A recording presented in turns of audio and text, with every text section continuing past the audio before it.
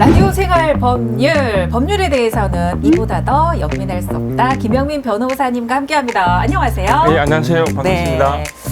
오늘의 주제는 부셔버리는 용서못해. 네. 이 정말 네. 불륜에 관한 네. 예, 오늘 소재를 한번 해볼까 하는데 막장 드라마가 네. 인기가 많은 이유가 이게 또 쏠쏠하게 또 재미도 있지만 현실적으로 네. 일어났을 때 정말 이렇게 화가 확 오르는 그런 소재이기도 하잖아요. 네. 실제로 그런 사례가 많나요? 어떤가요? 네, 뭐 화를 확 돋우는 게 주로 외도 행위를 말씀하시는 거죠. 예. 우리 민법에 정해진 이혼 사유는 6가지가 있습니다. 6가지요? 예, 네. 뭐 부정행위, 뭐 부당한 대우, 뭐 악의적인 유기 등 이렇게 정해놓고 있는데요. 어떤 통계를 보니까 뭐 성격 차이가 가장 큰 이혼 사유라고 이렇게 흔하게 이제 얘기하죠. 그렇게 성격 차이를 하는데 헤어졌다. 저희가 뭐 하는 직업이 그래서 실무를 그런데 보시면은, 실제 실무에서 이렇게 네. 상담을 하다 보면 아무래도 외도 배우자의 외도가 가장 이제 이혼 사유로 많이 꼽히는 것 같습니다. 예전에 윗세대 분들은 그걸 또 참고 네, 또 뭐 아들 못 낳으면 또 뭐 있고 그랬었잖아요. 네. 근데 요즘에는 안 참죠. 그렇죠, 그죠? 예. 네. 그러면 이제 외도 때문에 이혼을 하게 되면 꼭 따라오는 게 이제 상간자 소송입니다. 이혼과 상간자 소송을 같이 하는데요. 그래 이제 상간자라는 게 이제 불륜을 일으킨 남자 같은 경우 상간남, 여자 같은 경우 상간녀라고 합니다. 예, 그런 상간자 소송을 꼭 같이 하게 되는 게 일반적입니다. 그렇군요. 네. 그러면 남편의 외도 행위만 이게 확인이 되면 이 소송이 가능한가요? 예, 일단은 이제 외도 행위 자체가 그 불법 행위 일종입니다. 그죠. 예, 부정한 행위가 있는 결혼 계약을 그렇죠. 어떻게 보면 예, 이행하지 않은 거잖아요. 예, 그런 계약에 있어서 네. 이제 그 남의 어떤 가정에 있어서 가정의 부부간의 신뢰관계를 깨는 어떤 그 불법 행위를 했기 때문에 이제 거기에 대한 책임을 지는 것입니다. 네. 그래서 일단 불법 행위 요건을 갖춰야 됩니다. 보통 TV에 보면은 유부남이 이제 아내 몰래 그 다른 여자와 이제 불륜 관계에 빠지는 게 네. 일반적이지 않습니까? 네네. 그런 경우를 이제 그 가정에서 한번 그 요건을 한번 말씀드려 보면 당연히 이제 혼인 관계 있어야 되겠죠. 남자는 네. 혼인 관계 있어야 되고 그 상간녀는 이 상대방이 그 유부남이라는 사실을 알고 있어야 됩니다. 예. 그리고 둘 사이에 부정행위가 있어야 되고 그리고 부정행위로 인해서 부부간의 신뢰관계, 혼인이 파탄이 이루어져야 되고 그 혼인 파탄으로 인해 가지고 그 아내가 정신적 고통을 입었을 때, 그랬을 때 이제 그 고통에 대한 위로를 받기 위해서 위자료 청구 소송, 이 상간녀에 대한 불법행위 소송을 할 수 있는 겁니다. 요건이 그렇게 되는 거군요. 그렇습니다. 예. 근데 상간녀가 저 유부남인지 몰랐어요. 네. 이렇게 뻔뻔스럽게 이렇게 나오면 네. 그때 어떻게 해요? 그러면? 예, 뭐 보통 정말 몰랐다고 하면 실제 뭐 모르는 경우도 뭐 있을 수 있죠. 그렇지만 이제 어느 정도 그 이제 불륜 관계가 유지되다 보면 모를 수가 잘 없죠. 뭐 카톡 프로필을 보거나 뭐 그 이제 대화를 하다 보면은 알게 되기 때문에 법원에서 그런 주장을 했을 때 이제 불륜 기간을 보고 나는 상대방이 유부남인 줄 몰랐다 이런 주장은 거의 받아들이지 않는 것 같습니다. 그렇군요. 예. 어떤 경우에 뭐 그 이제 실제 사례 이런 경우가 있었습니다. 그 이제 법정에 와가지고 이제 대리인이 없이 와서 저 사람이 자기가 곧 이혼할 거라고 나를 꼬셔가지고 그래가 내가 바람을 피게 됐어. 그러니까 나는 뭐 잘못한 게 없어 이렇게 말했는데 그게 다른 한편을 보면은 이혼할 거야라고 한 그 순간부터 유부남이는 걸 알게 된 거잖아요. 그러니까 자기한테 불리한 그지 모르고 이렇게 진술한 셈이 되는 거죠. 바람핀 남자들이 흔히 그렇게 얘기를 잘하나요? 그렇죠. 나 곧 이혼할 거야. 흔히 많이 쓰는 대사죠. 우리 사이가 별로 안 좋아. 헤어지긴 싫고 관계는 계속 유지하고 싶고 그럴 때 많이 쓰는 대사죠. 멱살을 잡고 아니 근데 너무- 예전에는 지금 간통죄가 있었잖아요. 네. 그래서 그때는 저도 막 뉴스나 이런 게 프로그램 이렇게 보면 경찰을 대동해서 네. 숙박업소에 쳐들어가서 그걸 이제 찍어야지 그게 증거가 돼가지고 뭐 어떻게 이렇게 됐는데 네. 요즘은 어떤가요? 이렇게 부정행위를 그 직접적인 뭔가 그거를 증거가 확실하게 있어야 이게 소송이 가능한가요? 어떤가요? 그렇지는 않습니다. 네. 말씀하신 것처럼 제가 처음에 변호사 할 때만 해도 네. 이제 그때는 간통죄가 있어가지고 그 현장을 이제 덮친다. 급섭해서 예, 현장 사진 채증을 하고 그랬습니다. 네. 그래서 한 명은 이제 뒤를 추적하고 또 한 명은 경찰서에 가서 이렇게 대기를 하다가 네. 연락하면은 바로 그 현장에 덮쳐가지고 사진을 찍고 그랬는데 와. 그 간통죄가 또 그 당시에는 이제 벌금형이 없었어요. 그래서 막 이렇게 다 구속되기도 하고, 구속, 네, 자동이용. 네. 그렇게 됐었는데 그 간통죄가 폐지되고 나서는 반드시 둘이 성관계하는 것만이 이제 그 외도다. 부정행위가 아니라 아주 좀 폭넓게 보고 있습니다. 어떻게? 그래서 밤에 늦게까지 뭐 통화를 하거나 뭐 또 카톡 문자가 좀 많이 하죠. 문자 내용이 네. 뭐 이렇게 정상적인 뭐 애정 행각으로 네. 비칠 만한 그런 내용을 내용 대화 하거나, 내용이 예. 그렇다던가. 그럼 몰래 또 여행을 동반 여행을 갔다던가. 간다거나 아니면 내 명의로 된 그 차를 리스해 준다거나 이런 예? 경제적인 도움을 주는 것도 다 부정행위로 인정됩니다. 그렇군요. 예, 폭넓게 좀 인정되는 편입니다. 그리고 그런 것까지 인정을 해야죠, 그죠? 네. 맞아요, 맞아요. 근데 실제로 앞에서 이제 그 상간녀가 저는 뭐 몰랐습니다, 유부남인 거. 그리고 네. 이제 당사자도 우리 부부관계는 이미 끝났어라고 이렇게 약간 변명처럼 얘기했지만 네. 실제로 약간 부부관계가 진짜 좀 파탄 지경에 이르렀지만 이혼은 하지 않고 있는 그런 관계에서 이 상간남, 상간녀가 이렇게 발생이 했다면 네. 그때는 진짜 어떻게 결정이 나나요? 그러니까 이제 부정행위가 네. 그 혼인 파탄과 원인과 결과 관계가 있어야지 이제 그 뭔가 소송이 되고 책임을 하는데 진다는 뜻인데 저는 이제 뭐 일을 하다 보면 이제 피해자인 그 원고 측도 해보고 이제 또 상간자 측도 대리를 해봤는데 네네. 실제로 한 10년 정도 별거하고 있고 오. 이제 부부 관계는 이미 뭐 형해화돼서 형식적으로만 유지되고 있다 네네. 그런 주장을 한 적도 있었습니다. 그런데 100% 이기지는 못하고 위자료 금액을 낮추는 데 있어서는 좀 네. 효과를 봤지만 뭐 100% 이제 그 성공하지는 못했습니다. 어차피 그 서류상으로 는 부부인 네, 그렇죠. 관계니까 아직까지 남아 있으니까. 그럼 그걸 깨끗하게 정리를 하고 다른 분을 만나든지 그렇게 해야 되는 좀 거군요. 재밌는 네. 그럼 사례 하나 들자면은 보면 남자가 또 여러 여자하고 이렇게 바람을 피우는 경우가 있어요. 그러면은 참나. 부지런하시네요. 그런 쪽으로 왜 부지런하세요?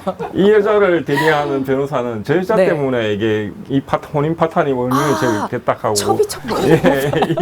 이 변호사는 저 여자 때문에 파탄 나오고 나서 나는 그 다음이다라고 해서 서로가 이렇게 책임을 회피하는 그런 경우도 있는데 뭐 법원이 둘 다 잘 안 받아줍니다. 그렇게 주장하는. 막장 중에 막장이네요. 그럼 아내 입장에서는 상간녀가 여러 명이면 그쪽 다 소송해서 공동으로, 그렇죠. 다 해서 위자료 많이 받는 게 수 있는. 자 그러면은 이혼을 이제 했어요. 어떻게든 이런 불륜이라는 것 때문에. 근데 변호사님은 이제 실질적으로 많이 보셨을 테지만 어떻게든 그러면 이제 부부 사이는 이제 끝났고 그러면 이제 새로 사귄 이 두 남녀가 어떻게 결혼을 해서 잘 사나요? 아니면은 어떻게 되나요? 그게 뭐 케이스 바이 케이스고 뭐 제가 또 그 뒷조사까지 다 뭐 알 수는 없지만 제가 지켜본 바로는 거의 대부분 뭐 잘 안 좋게 그 헤어지더라고요. 그 뭐 이렇게 두 사람이 만나가지고 뭐 해피엔딩으로 끝나는 그런 경우는 없었던 것 같습니다. 어차피 막 소송으로 인해서 막 헤어지고 서로 또 막 이렇게 법정에서 또 서로 얘기도 하고 하는 그런 그렇죠. 과정이 있었으니까. 특히 이제 상간녀 소송까지 가게 되면은 예를 들어서 뭐 아내가 이제 상간녀에게 이제 3천만 원 위자료 소송을 해가지고 다 받았어요. 그러면은 그 3천만 원 준 이 여자 입장에서는 이제 당연히 남자가 이혼하고 자기가 이제 같이 살아줄 것으로 기대하고 있었는데 이 남자는 또 이혼하고 나서는 또 그렇게 안 해주잖아요. 그러니까요. 그러면은 이제 화가 나서 이 남자에게 구상권을 행사하는 경우도 있었습니다. 구상권이라는 둘 사이에 또 소송이 이루어지는 근데 이게 참 일반인들 좀 이해하기 힘들지 싶은데요. 이게 상간자 소송이 불법행위에 한 위자료 소송이라고 말씀드렸지 않습니까? 불법행위에 해당한다고 말씀드렸는데 이게 공동불법행위입니다.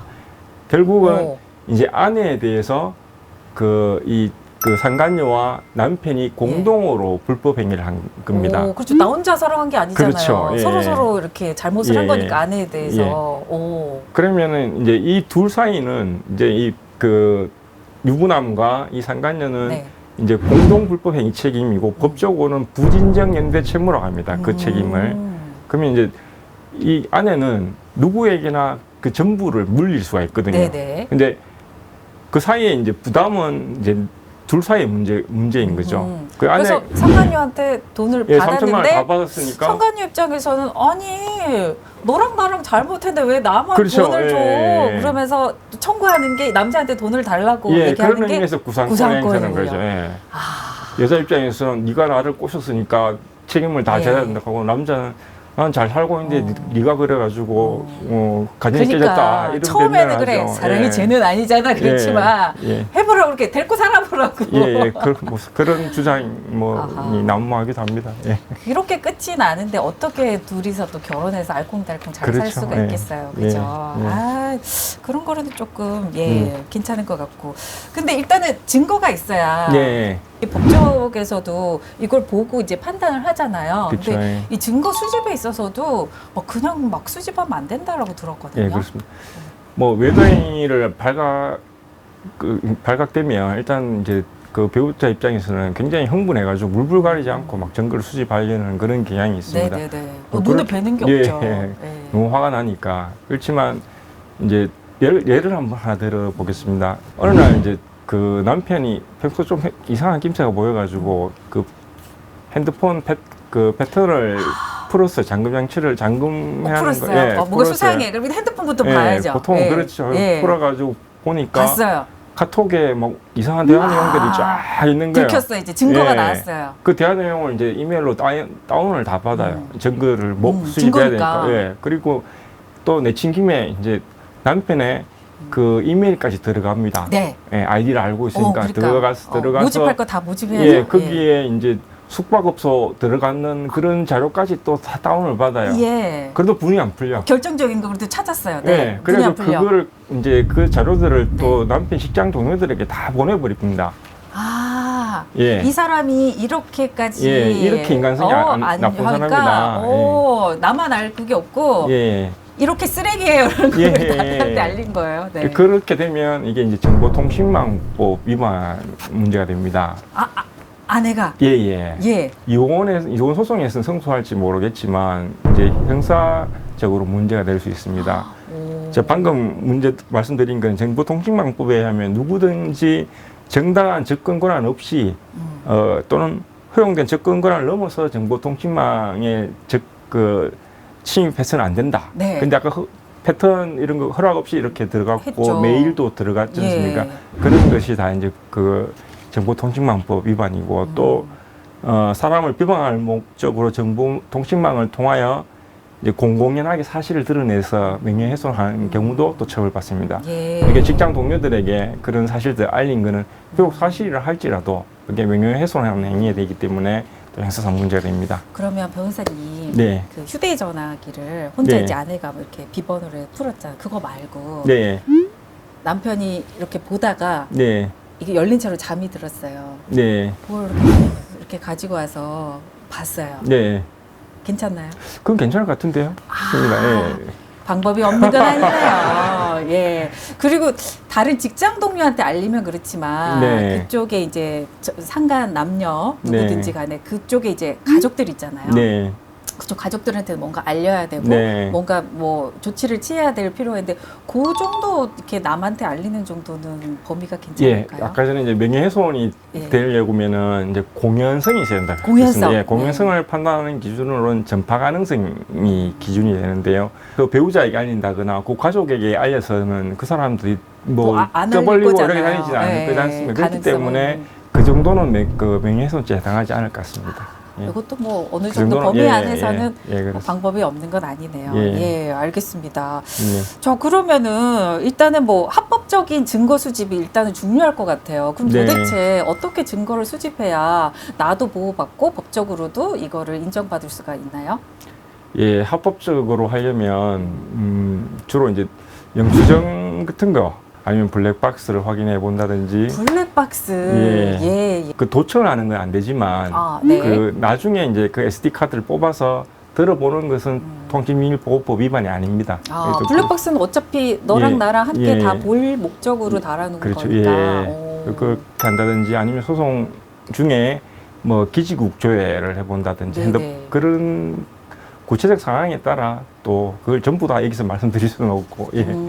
구체적 양이 또 상황에 따라 많군요. 예. 그 이제 거기 적합한 방법을 찾아서 예. 전문가와 상담을 하셔서 그런 걸 또 확인해 볼 수도 있고 그렇습니다. 아, 그렇군요. 예, 방법이 또 없는 네. 건 아니네요. 네. 합법적인 것도 많이 있다고 합니다. 네. 예. 알겠습니다. 네. 여러 가지 사실 또 많은 얘기가 있지만 오늘은 또 여기까지 또 상담을 네. 해보도록 하겠습니다. 자, 여러분. 구독, 좋아요, 알림 설정 해두시면 이렇게 또 도움을 받으실 수가 있답니다. 어떻게 해요? 네, 구독, 좋아요, 알림 설정 네. 부탁드립니다. 네, 부탁드립니다. 오늘 말씀 고맙습니다. 네, 감사합니다.